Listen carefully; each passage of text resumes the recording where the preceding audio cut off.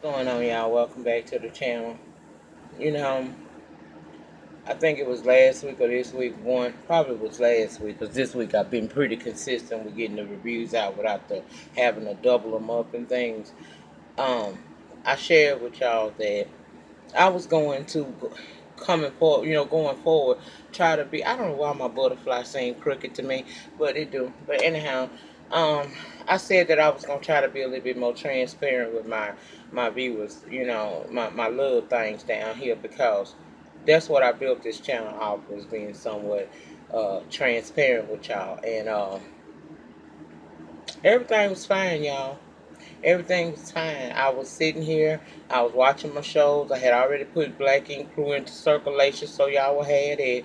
And I was watching um, Greenleaf, and something happened up in my house. Well, it didn't happen at my house, but one of my eggs called me, and something was going on. And my first initial thought was to just do this at a later date, just put this shit off to tomorrow or another day. But see, I said also I was gonna get better with getting my reviews out because I know I have the potential to do a whole lot more and have a whole lot more subscribers. It's my consistency rate that sometimes hold me back. So in trying to do better, I had to get rid of that attitude that I had. I had to get rid of the attitude. I had to bring my pressure down because I could have very well have gone to jail tonight. I'm tell you something. I don't play when it comes to my children.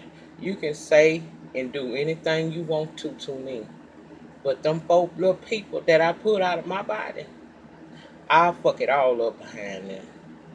So I'm gonna try to do this anyway. Uh, Somebody said something, did some shit tonight that just really, I see it as a form of disrespect toward one of mine. And if I just pray for me, just pray for me, because I know God ain't through with me yet, and a lot of opportunities is knocking on my door. And every time you near a breakthrough, the devil puts more on you than what he think you can bear. But being that I am a child of God, I'm gonna see past all of this. I really am. I'm not gonna get up out my character tonight, and I ain't gonna wear a orange suit by morning. I'm just gonna let this go, and I'm asking each and every one of y'all within the sound of my voice who believe to please put me in your prayers tonight that this too shall pass. I don't like when people come for my kids, man. I'm telling you, that put me in a place where I don't give a damn if I was about to be inaugurated as president of the United States. I'll fuck that all the way up if you mess with them eggs. So just keep me in your prayers. And I wanted to let y'all know if this review is somewhat off, that is why something happened. And also to say that, we as YouTubers, we human beings, y'all. Sometimes you don't know what just happened when we click these cameras on. It be major shit that just went on in our households and in our lives, but yet we're dedicated enough to still come down here and give you the best of us the best way we know how. It's also a diversion away from what you just experienced or what just happened around you. So pray for me, and I hope that this review is as thorough as I can be, because I saw the show, but halfway in shit went to happening, and I tried to stay focused.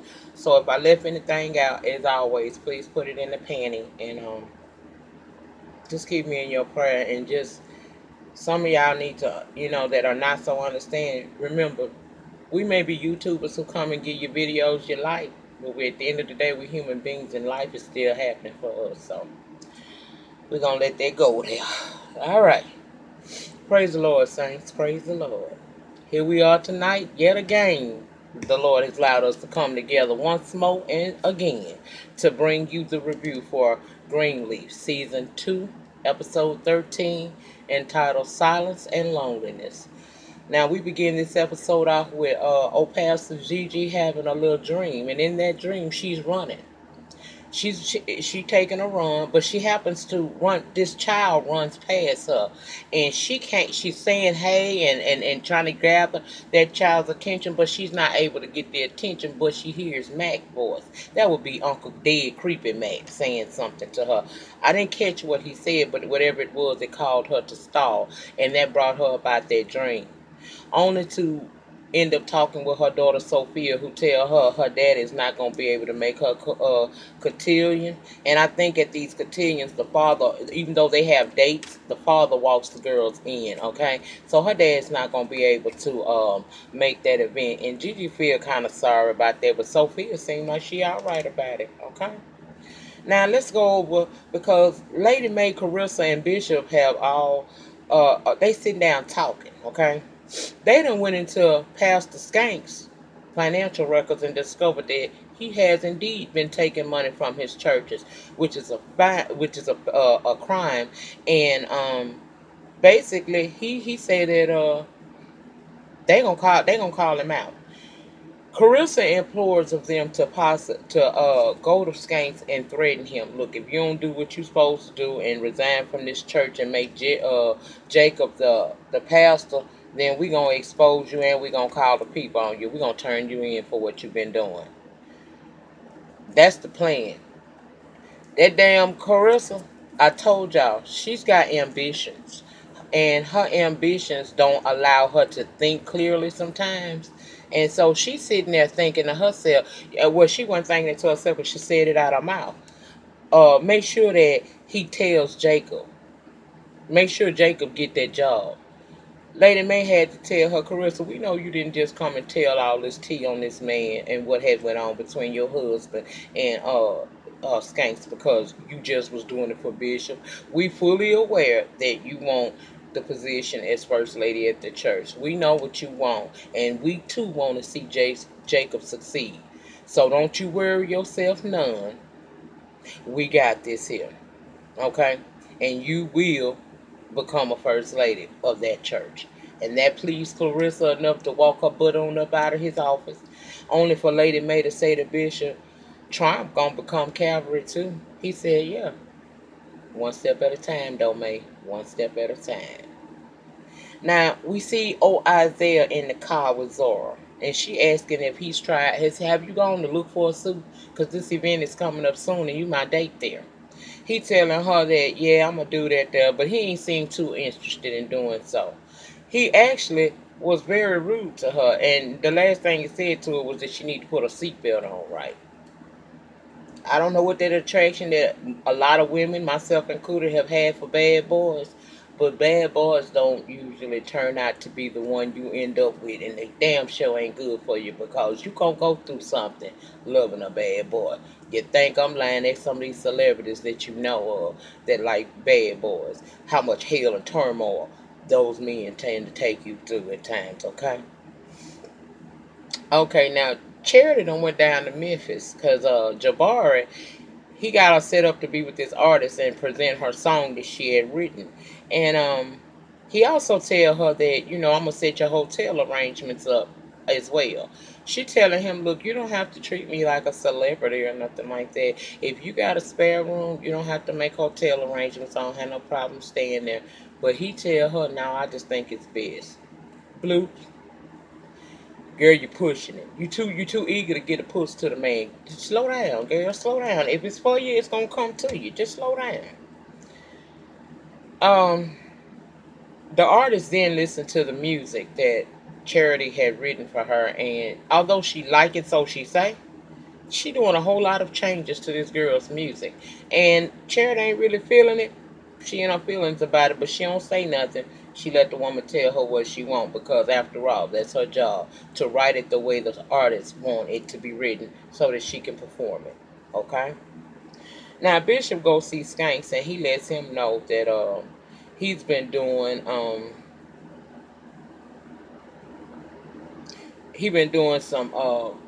some misdealings with the church's funds. Okay?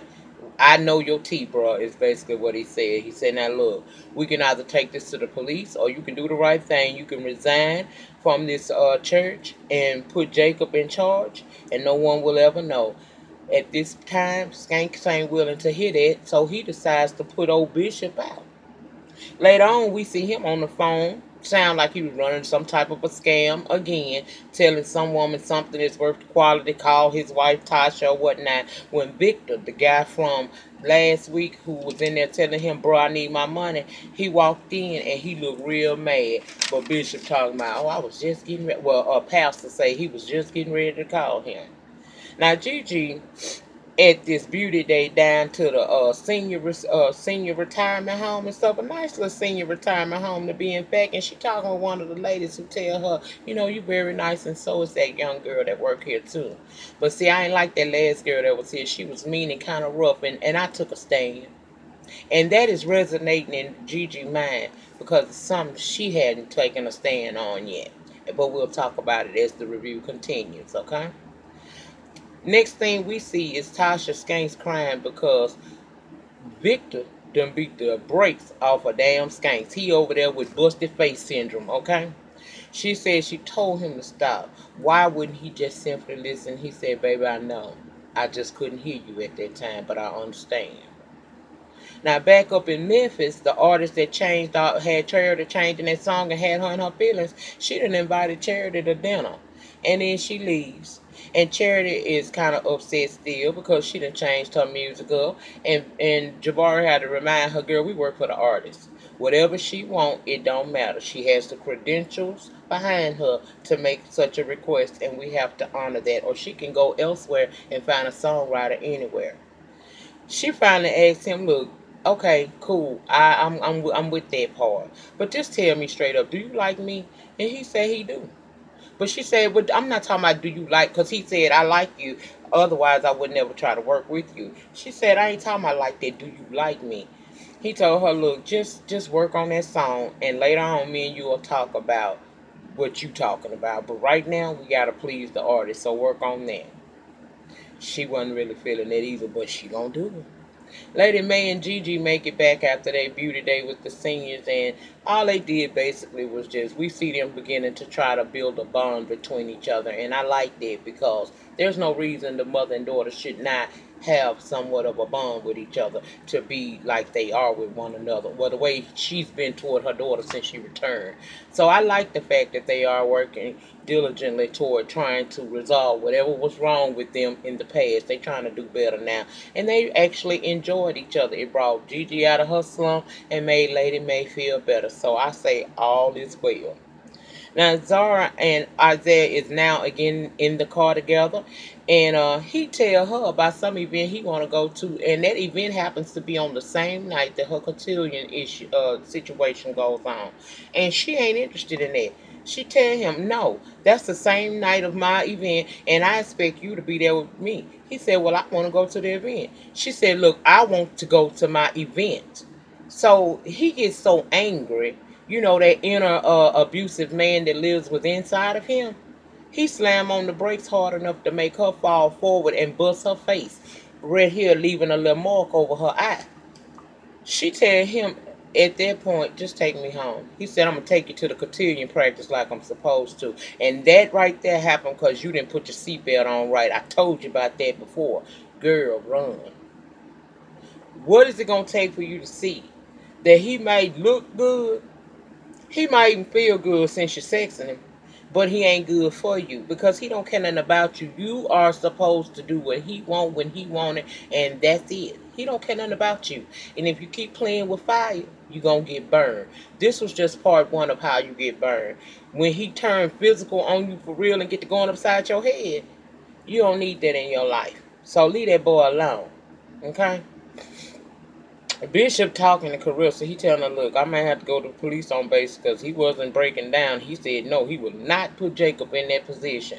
And she telling him, oh, he's got to. I don't want you to go to the police because if you go to the police and it comes out like this about Basie, the elders may not want to deal with Jacob and that could mess him up real bad because at one time Jacob was his sidekick. You know, so Bishop winds up asking, you still ain't told Jacob about that? Of course she ain't. She ain't tell him when she told y'all the tea, and she reiterated that she hadn't told him when y'all was talking about the man financial backgrounds and things. Child, no. Okay. Next thing we hear is a knock at the door. It's Tasha Skank. She in tears. She tells her that Basic owed them people money and they done beat him up. She upset, and Bishop right there offering her comfort and a seat at the same time. Okay. Now Bishop Skanks and Tasha later on meet up down in his office in Skank's office. And he put ice on his face and stuff. The child, they busted him up pretty bad. And he ungrateful as hell because Bishop is offering him opportunity. Look, sir, I don't know what he told him he'll do for him, but he did tell him that, all is not lost here, son. Just do the right thing and resign from the church and accept whatever that was the bishop was offering him. And he finally says that he'll do it because his wife said, if you don't do it for nobody else, do it for me. Now, Gigi goes out on the grounds again where she be running and stuff on the plantation grounds because, I call Greenleaf a plantation. And she's still haunted by that dream. Okay? She can't get past it. Jacob and Carissa, they over at the house, and he asked her, why did you take it upon yourself to go talk to my parents when I told you not to? She said, Jacob, I know you think that this is wrong. And I know you mad at me, but you will come to understand why I did it, and it was for our best. Now, while they having that conversation, in comes Zora. She don't stop and say nothing to the parents. She claimed like she got to pee and head straight to the bedroom. Carissa is so into what Jacob got going on and making sure she secure herself as first lady of this church. She don't take the time to go check on her daughter and see what's going on. Because, see, ain't no child of mine walk up in here and run to no bathroom, and I don't go behind them to see what's up. I need to see your facials. They can't see her facials because she too busy focusing on making sure she become first lady of Triumph and persuading her husband to take it on as the lead. So Basic calls Jacob and tell him that he failed his flock and he need to talk to him. So he does talk to him, and basically he telling him, take it over, man. I failed. I failed the flock. I know you're going to do right by this church and you're going to do right by the people in it. So he encouraging him to go ahead and take it, and Jacob says he will. Now, Gigi went out running again, like I was telling y'all, and she ran into like this makeshift shack. And I don't know if that's what Mac raped the girls or not, but she keep hearing his voice as she's by that, and it's bothering her. Okay? Bishop and Lady May talk, and she tell him straight up, look, I want this to be over with now. He said after service, I'll turn him in if he don't do what he's supposed to do. Gigi called old Darius and asked him to come over, and he accepted. Jacob tells Carissa that basically is turning the church over to him, and she is super pleased. That's exactly what she wants. He said, but it's only one thing I require you. I want me and you to pray together so we don't mess this up. I'm putting everything on the line, coming forth and becoming the leader of this flock. I need you and I to pray that God continues to guide us so that we don't do anything wrong. She said, okay, and they began to pray. I said, I know that's right, baby. Get that praying in.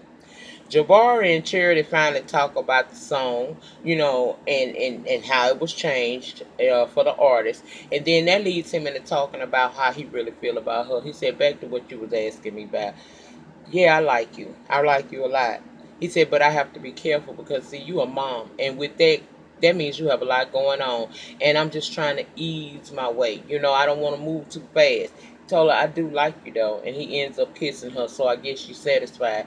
I'm sorry, I still feel like it's something else that he's not telling her. But, okay, that's what happened tonight. Darius and Gigi talk, and she ready to tell him a little bit more about herself. And in this scene, we learned that Uncle Creepy Dead-Ass Mac tried to rape her a few years before he actually did it to Faith. He took her out to that makeshift space that I told y'all about that she was seeing, and that's where he tried her. That used to be a place where old veterans or old soldiers, when they were in the war, used to run to that particular spot, and they would hide out there. Well, he knew that, and he took her out there because, it's a duck off. So he was trying to rape her there, and she fought hard as hell to get away from him. She said, I never told nobody but you.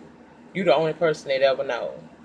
She said, I was listening to this lady talk to me down at the beauty parlor about taking a stand, and I thought about it. Since I've been here, I have preached to several young women about standing up for yourself and speaking out against any injustice that you feel has happened to you. But I feel hypocritical in this moment because I never did. And she was like, I don't know how to feel about that. He said, you shouldn't feel anything because you just did speak out. At the end of the day, it don't matter how the situation went. You saved a lot of girls from possible harm, and now you're telling your story through telling me. Gave her a hug, and he began, he was comforting her in that moment, and I was like, yeah. Bishop tells Sophia that he heard that her daddy wasn't gonna be able to walk her in for the cotillion, but if she don't mind, he would be honored to do it in his place, and that made her very happy. I love her relationship with her granddaddy. It's so pure and it's so free. It's so innocent, and it's like, it's like that's instead of her daddy being there to show her the man, what a man's supposed to be somewhat like, she learning from her granddaddy. And from the naked eye, unless you live with them and know their secrets, he seems like the perfect role model. But I like how he has gravitated to her in their relationship. So she ain't gonna be out there without somebody to walk her down. Her granddaddy gonna do it. Bishop Greenleaf. I said, all right. Now, over at Trine, we see Isaiah and some girl perform this number, and then Basil takes the stand before the congregation and admits that he sinned. And he also tells them that it's nothing harder than to know that you have failed not only God but your flock. But he has. And because of that, he will be stepping down, and he will be turning it over to Jacob. And he calls Jacobs to come up on the stage and be received by the church as Lady May and Bishop look on. Gigi goes out to the property again. Now that she done said all of this, she's at peace. She's at peace with herself. Because not only do she stop feeling bad, but she also no longer heard Mac's voice. So that last little bit of control he had over her, he no longer has it. Because now she's truly free. She's told her story, and she has helped the victims that he assaulted for however long he been doing this, okay? Now, Lady May and Bishop go off into Skank's office to check on him and Tasha. Tasha's there by herself and she upset. She explains that Basin has left. He has opted not to take whatever it was that Bishop had offered him. He's gone. And they ask her, why didn't you go? She said, because I didn't want to. That's why. Apparently she had planned some sort of a send-off for them or whatever with the church, a final send-off. Well, he done ran off, and the secretary of the church comes to tell her that everything is set up. So now she has to go and put on a brave face and a smile and cover for him. So she goes off to do that. When she leaves, Lady May gets to talking about, so this will be Jacob's office, looking all around saying they can get a decorator. As they were discussing that, Bishop gets a phone call from Lionel, Aaron Daddy. And he says to him that he has something very important that he needs to talk to him about face to face, and he's en route. Bishop said, okay. Hung the phone up, say, well, Lionel say he on his way. Sound like he got something important he need to tell me. And you saw Lady May Faye pretty much crack. Because I think everything finna be out in the open, baby. This season finna crank up, and I'm here for it. But I think that pretty much was Greenleaf for tonight. If I left anything out, please put it down in the panty, and the conversation can continue there. Again, I apologize if this review is not as lively as I normally am. Just keep me in your prayer. And remember, the depth of your struggle will always determine the height of your success. In the meantime, in between time, please remember to rate, comment, subscribe, and share this video if and wherever you share videos. And I'll see you guys back tomorrow for a Let's Chat. Peace.